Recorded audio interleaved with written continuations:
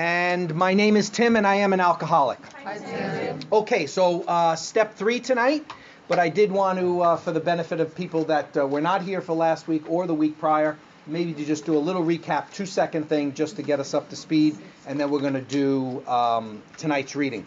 So in step 1, the only step we need to be 100% sure of, complete on board. And that's the concept of powerless over alcohol. If you have power over alcohol, or a drug, you're in the wrong place because you are not powerless over it. So we need to decide if we're powerless over alcohol.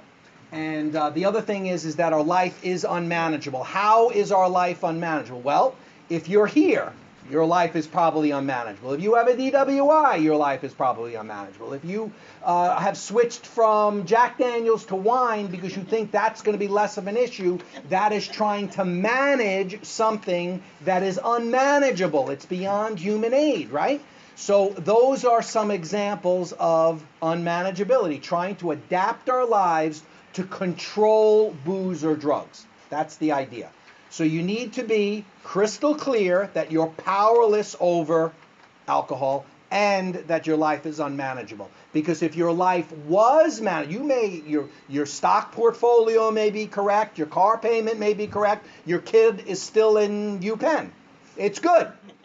But that doesn't make your life manageable then. What makes your life unmanageable is trying to control something you're powerless over. Can't be managed. Right? So that is the concept we wanted to leave you with, and the supplemental reading there was we read in the 12 and 12 all of step 1. That would be the additional reading there. Step 2 we did last week, and there we've talked about coming to believe that a power, capital P, some form of spiritual concept of power, doesn't necessarily have to be God, higher power. It doesn't even have to be deity-based. It has to be a power greater than yourself. And even if you don't feel that way, all you need is the willingness to get started. Good with that? I left out one little reading from last week, accidentally, but now I'm glad I left it out, because I think it may have maybe prematurely given us, rather than marinate on some of the things the big book told us about last week, it may have given us a fast move to not think enough about it. But in the 12 and 12, on page 27, second paragraph, I'm just going to read 2 quick paragraphs. And it's discussing step 2. I must quickly assure you that AAs tread innumerable paths in their quest for faith. If you don't care for the one I've suggested, you'll be sure to discover one that suits if only you look and listen. Many a man like you has begun to solve the problem, booze, by the method of substitution. You can, if you wish, make AA itself your higher power. Small h, small p. We talk about this all the time in the rooms. Well, you can just make the group your higher power. And we think that Bill has said that you can make it your God. Higher power, small h, small p, is not a God. It is a group of people that have found the solution, and you are glomming onto it temporarily to see if you can ultimately find your higher power, capital H, capital P. Watch this. Here's a very large group of people who have solved their alcohol problem. In this respect, they are certainly a power greater than you, who have not even come close to a solution. Surely you can have faith in them. Even this minimum of faith will be enough. You will find many members who have crossed the threshold just this way. All of them will tell you that, once across, their faith broadened and deepened. Relieved of the alcohol obsession, their lives unaccountably transformed. They came to believe in a higher power, and most of them began to talk of God. So I think that's a neat little supplemental thing and a little bit of clarification for the stuff that we talk about in the rooms. We talk about, use the group as the higher power. The big gig there was that it's small h, small p. Think about that. Okay, so I think that's all I want to say about 1 and 2. And maybe when we go to do 3, we'll do 1, 2, and 3 all together as a group, because that won't take any time. Okay, in the big book, page 58.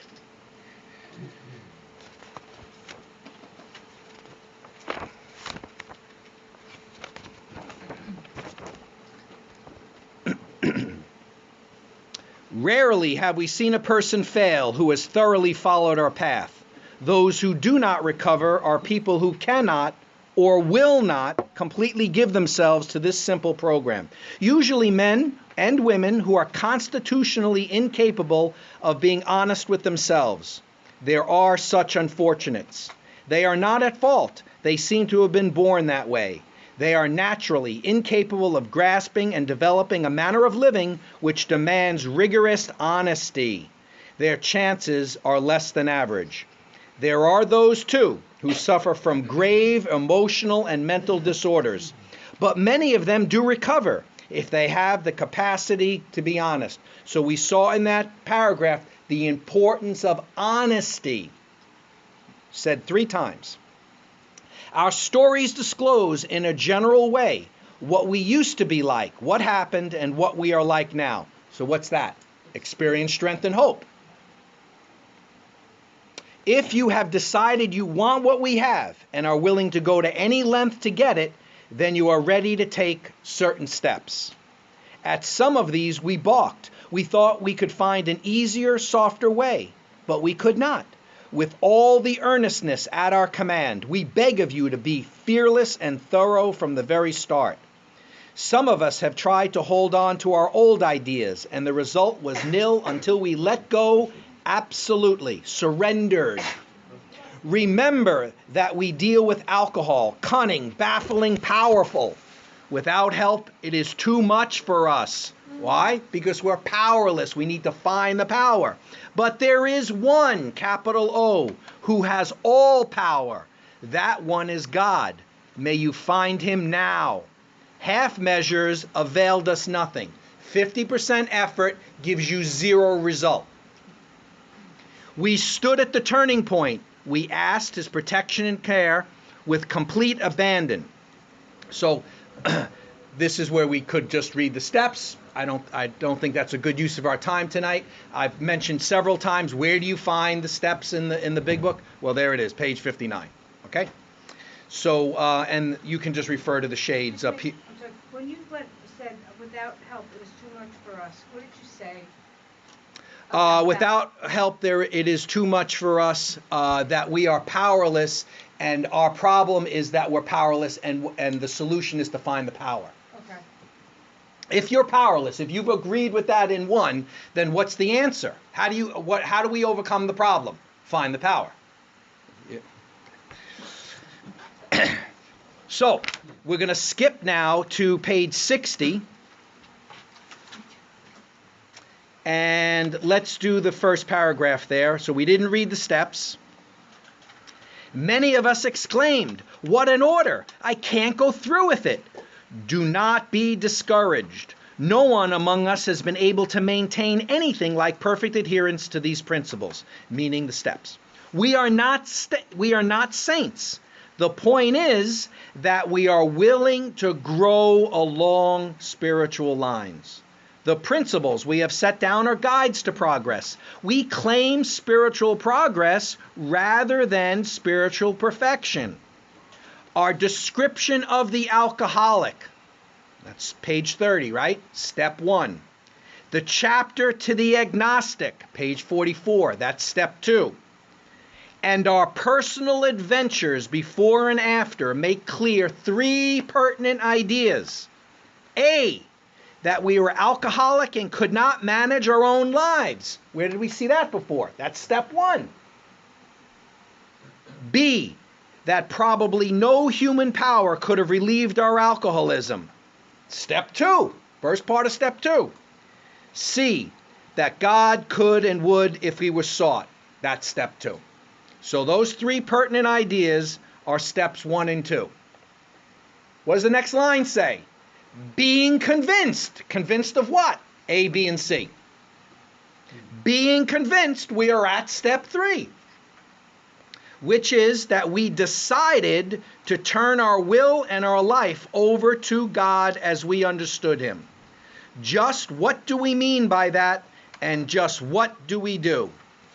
The first requirement is that we be convinced that any life run on self-will can hardly be a success.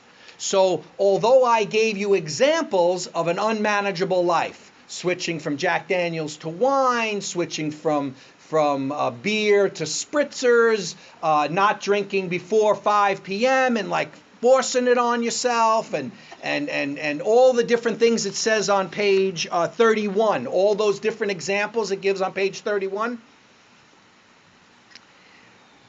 Although those are examples of unmanageability, what's the cause of the unmanageability? Selfish self-centeredness. Selfish self-centeredness is the root of all our problems. It does not say the champagne bottle. Selfish self-centered is the root, and we'll hit that in our reading. So if that doesn't, resonate, don't worry about it. Selfish self-centered is going to be repeated so many times, you're going to get a tattoo on it. Great idea. Thank you. On that basis, we are almost always in collision with something or somebody, even though our motives are good. Most people try to live by self-propulsion.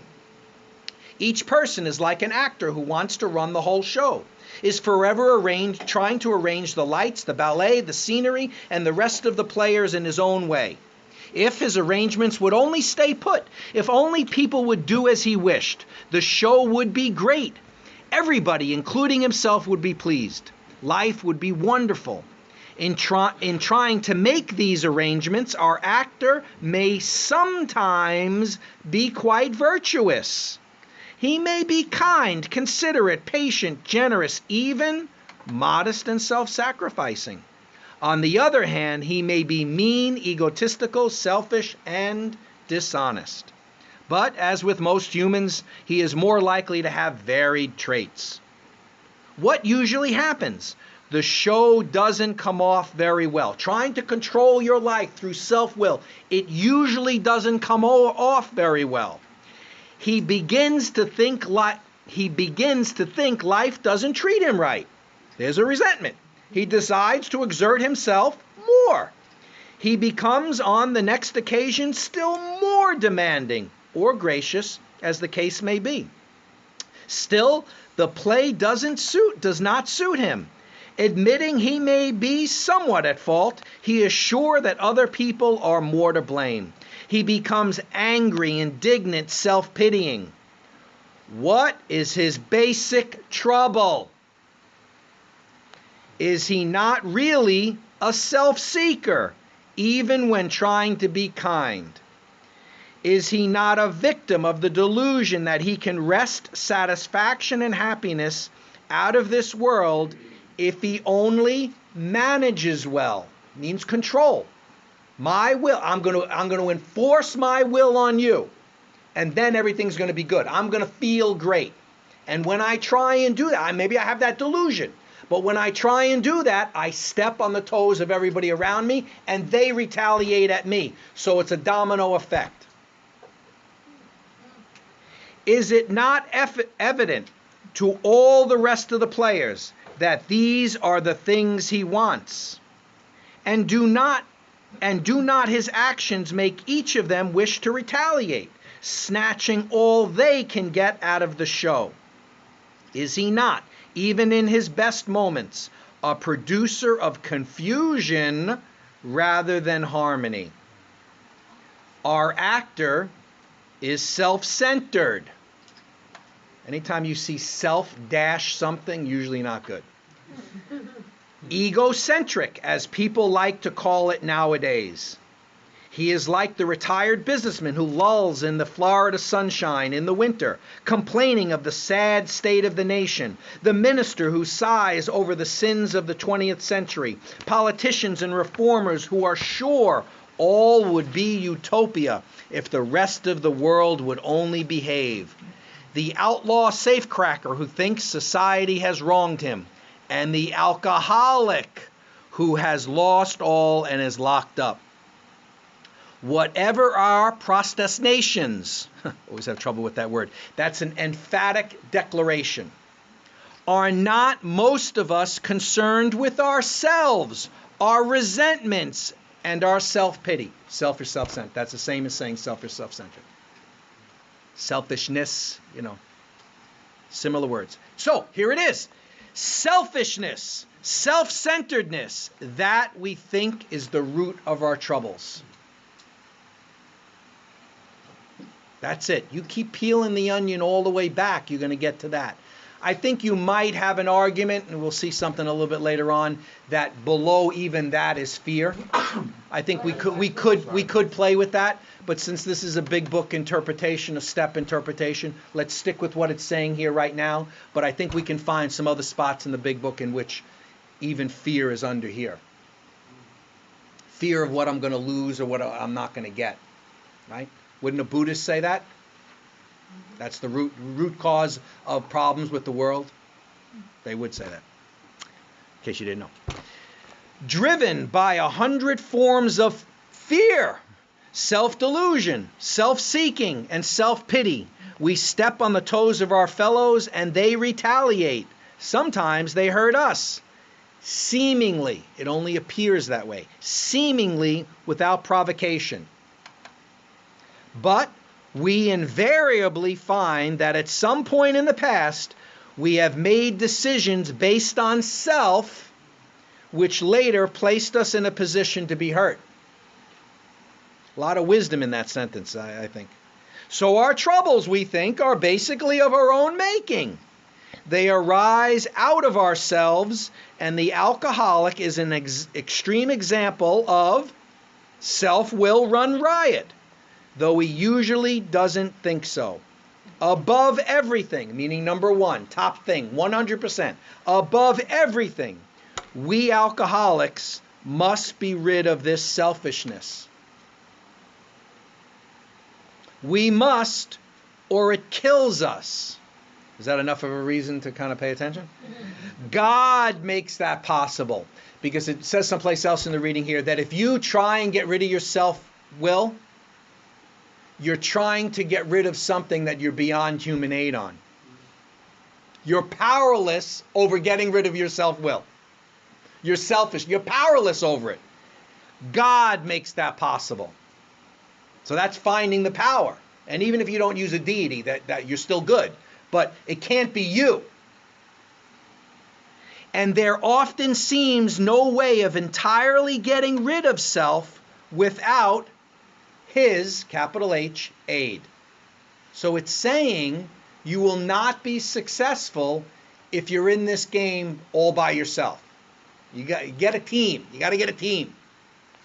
Many of us had moral and philosophical convictions galore, but we could not live up to them even though we would have liked to. In other words, we made the decision to live up to these moral standards, but we won't be able to. It's saying you will fail at it. Neither could we reduce our self-centeredness much by wishing or trying on our own power. We had to have God's help. This is the how and why of it. First of all, we had to quit playing God. It didn't work. Next, we decided that hereafter, in this drama of life, God was going to be our director. He is the principal. We are His agents. He is the Father, and we are His children. Most good ideas are simple, and this concept was the keystone of the new and triumphant arch through which we passed to freedom. When we sincerely took such a position, All sorts of remarkable things followed. We had a new employer. Being all powerful, he provided what we needed. Notice it didn't say wanted. He provided what we needed. I know you want a Ferrari, but maybe that's not what you need, right? He provided what we needed if we kept close to him and performed his work well. Established on such a footing, we became less and less interested in ourselves, our little plans and designs. More and more we became interested in seeing what we could contribute to life. Isn't that the psychic change? The switching from what can I take out of life to what can I pack into life? Isn't that the goal of the steps? For that change. Switching from temporal to eternal. Switching from isolated, fearful, protect what I've got, grab what I can get, to what do you need? Because it's a paradox. When I do that, I receive. More and more, we became interested in seeing what we can contribute to life. As we felt new power flow in, as we enjoyed peace of mind, as we discovered we could face life successfully, as we became conscious of his presence, we began to lose our fear of today, tomorrow, or the hereafter. We were reborn. We're new people, different way of looking at the world, new pair of glasses, right? Chuck Chamberlain. We are now at step 3. This is where we were headed, right? Many of us said to our Maker, as we understood him. In other words, whatever your definition of your higher power is, it's correct. No one can tell you it's wrong. Okay? So typically what's done here is that we read the third step prayer, and that is the taking of the third step, but I can assure you I probably take the third step 3 times a day because I'm always taking my will back. And it's expected, and it's also expected that you catch yourself and get right back on the beam, right? So before we do 3, because I promised Josh 1 this, we're going to do 1 and 2 real quick. Let's turn to page 30.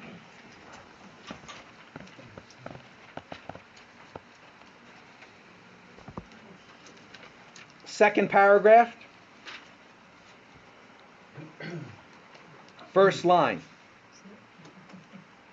I'm going to change it to a question. Just follow along with me, please. Do you fully concede to your innermost selves that you are alcoholic? Yes.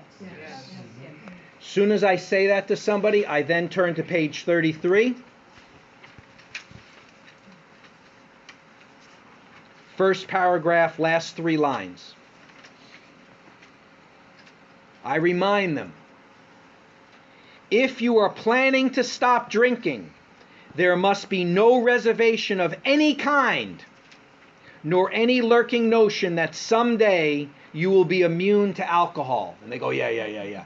But the idea behind that is quite often we see people, they stay around for a little while, they get a little traction, they got their, they got the second car in the garage now, the employers left them alone, they got the promotion, and they say, I don't really need to do step 12 anymore. I don't need to go to a meeting to help somebody else. And then what that leads to is, maybe I was a little rash on this whole alcoholic idea. Maybe I could try, So that's to tell them that once you say you're an alcoholic, there's no backseas. Okay, so that's the idea. That's the guarantees, like it is guaranteed that one day I might pick up again, but for today I'm not, and tomorrow I won't either, kind of thing. I don't know if I could find that in the book, but I've heard it around. We'll talk about that, but I don't think it's in the book. No. Okay, you knew it was. Okay, so you can do it right off of the shade. Also, you can just say, do you admit you're powerless over alcohol and that your life is unmanageable? And they say yes. I'd still turn to page 33 and say, to make sure that they understand that once you agree to that, once a pickle, never a cucumber again. Once an alcoholic, that's it. Always an alcoholic. I convinced them of that. Okay, so let's do step 2, 47. And then we'll go to 3. Second paragraph, second line. Or second paragraph, first line. We needed to ask ourselves but one short question. And I'll change the wording just a dot because I'm asking you, right? Do you now believe, or are you even willing to believe, that there is a power greater than yourself? Yep. And they say yes. As soon as a man can say that he does believe or is willing to believe, we emphatically assure him that he is on his way. It has been repeatedly proven among us that upon this simple cornerstone, a wonderfully effective spiritual structure can be built. In other words, you're on your way. I don't really believe right now, but I'm willing. If you prove something to me later on, if I see something later on and it convinces me, I'd be cool with that. Good, you're in. You took step 2. Right? It's not hard. One you got to be all in on, right? You got to be that you're power. If you think, I'm kind of not, no, stop. We got to fix that first. Okay, 3, page 63. And you could have changed the wording on the shade. You could read it out of page on 59, right? You can do, have you come to believe in a power greater than yourself that could restore you could restore you to sanity? They go, yes, okay, so you took the step also the same way. So if you're going to be restored to sanity, that means you are insane. Okay. When before the psychic change, because once you've done the psychic change, you have no excuses anymore. Okay. Second paragraph, page 63. We are now at step 3. Many of us said to our Maker as we understood him. I'll read it first and then we'll read it together as a team. Okay? God, I offer myself to thee to build with me and to do with me as thou wilt. Relieve me of the bondage of self, that I may better do thy will. Take away my difficulties, that victory over them may bear witness to those I would help of thy power, thy love, and thy way of life. May I do thy will always. So once we read that, this is the supplemental reading here. We thought well before taking this step, making sure we were ready, that we could at last abandon ourselves utterly to him. When we surrender. When we surrender to the winning side. Right? So once we've done that, once we agree to do that, we're saying our self-will is secondary to your higher power's will. What you think your higher power wants you to do when you leave here. Your higher power probably doesn't want you to cut somebody off and flip them the bird. Probably doesn't. If you do that, it was your self-will. Right? So what you think your higher power wants you to do, the next right thing, that's not your will. You can merge it with your moral compass. So, and I'm going to read this last paragraph and then we're going to do the step. We found it very desirable to take this spiritual step with an understanding person, such as our wife, best friend, or spiritual advisor. But it is better to meet God alone. So in other words, you could do this on your own. You could surrender. We have pioneer stories where they were by themselves, middle of the night, Fitzmayo, he drops to his knees and there was his surrender, by himself. But it is better to meet God alone than with one who might misunderstand. The wording was, of course, quite optional, so long as we expressed the idea of turning our will over to accepting our higher power's guidance, voicing it without reservation, not holding it back. This was only a beginning, though if honestly and humbly made, an effect, sometimes a very great one, was felt at once. Okay, so let's read it together. Again, page 63, second paragraph, second line. Here we go. God, I offer myself to thee, to build with me and do with me as thou wilt. Relieve me of the bondage of self, that I may better do thy will. Take away my difficulties, that victory over them may bear witness to those I would help of thy power, thy love, and thy way of life. May I do thy will always. So, I mean, that could be said, on a daily basis. There are people that that's their morning prayer.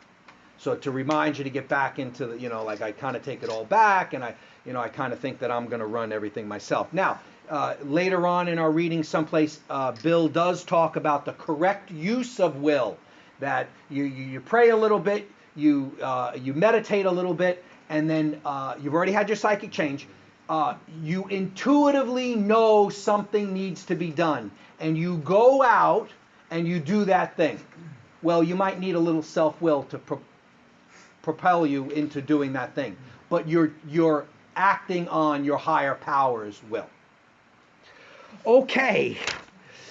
Now, I wanted to read one thing, and then I'm going to shut up, and we're going to go out of the 12 and 12. I think just 2 quick paragraphs, and it's supplemental again. You don't need to use this. Just it's kind of a neat little thing that I'm finding. I'm on page 34 for step 3, and I'm on the 2nd paragraph. And you don't need it. It's a quick 2 paragraphs, and totally supplemental.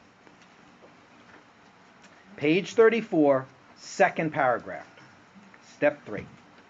Like all the remaining steps, step 3 calls for affirmative action. For it is only by action that we can cut away the self-will which has always blocked the entry of God, or, if you like, a higher power, into our lives. Faith, to be sure, is necessary, but faith alone can avail nothing. We can have faith, yet keep God out of our lives. What did Ann Smith always say? Faith without works is dead. That's a biblical quote. That's James 2. Right? Therefore, our problem now becomes just how and by what specific means shall we be able to let him in? Step 3 represents our first attempt to do this. In fact, the effectiveness of the whole AA program will rest upon how well and earnestly we have tried to come to quote, a decision to turn our will and lives over to the care of God as we understood him. This is the next paragraph. So it's on 35. This is the first paragraph, and it's the last one. To every worldly and practical-minded beginner, this step looks hard, even impossible. No matter how much one wishes to try, exactly how can he turn his own will and his own life over to the care of whatever God he thinks there is? Fortunately, we who have tried it, and with equal misgivings, can testify that anyone at all, can begin to do it. We can further add that a beginning, even the smallest, is all that is needed. Once we have placed the key of willingness in the lock and have the door ever so slightly open, we find that we can always open it some more. Though self-will may slam it shut again, as it frequently does, it will always respond the moment we again pick up the key of willingness. And I think that's a perfect way to end that step, and we'll close with that, and then we'll go to some questions. I'm going to pass the basket, because now would be a better time, right?